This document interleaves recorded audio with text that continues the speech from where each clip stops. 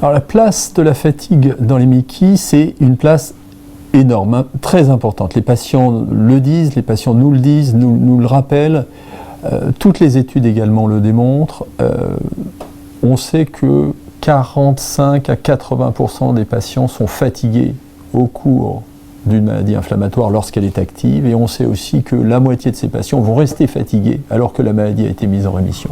Et dans la dernière étude, une des dernières études françaises, l'étude BIRD, publiée en février 2017, qui a été conduite chez près de 1200 patients français, qui ont répondu à des questionnaires avec des scores de fatigue tout à fait validés, eh ben, on confirme ces chiffres, hein, c'est-à-dire qu'il y a plus de 50% des patients qui sont fatigués. Et la moitié, encore une fois, comme je l'ai dit, reste fatiguée alors que la maladie a été mise en rémission. Donc c'est un vrai phénomène, c'est un vrai fardeau pour les patients. Les facteurs de risque de la fatigue, c'est-à-dire dans quelles circonstances finalement on va rencontrer le plus de la fatigue, il y a eu beaucoup d'études.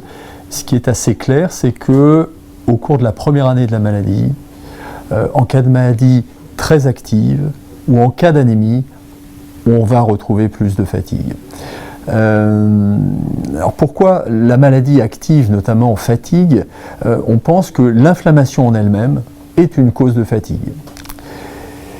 Mais on sait aussi que la maladie en rémission peut fatiguer, hein. La moitié des patients restent fatigués en rémission, et ça, on a peut-être des choses qui commencent à l'aborder, à l'approcher. Il y a une étude récente qui a essayé de comparer entre les gens qui se disaient toujours fatigués et ceux qui n'étaient pas fatigués, s'il y avait des différences en termes notamment de cytokines pro-inflammatoires. Et oui, il y a une étude récente qui semble dire que les gens fatigués vont avoir un profil de cytokines, c'est-à-dire ces protéines de l'inflammation qui concourent à ce que la maladie se développe, un profil de cytokines un peu différent. Donc peut-être qu'on est en train d'aborder, de commencer à appréhender un rapprochement entre un phénomène très subjectif qu'on a du mal à décrire, qui s'appelle la fatigue, et des phénomènes qu'on pourrait quantifier en termes d'inflammation dans le sang.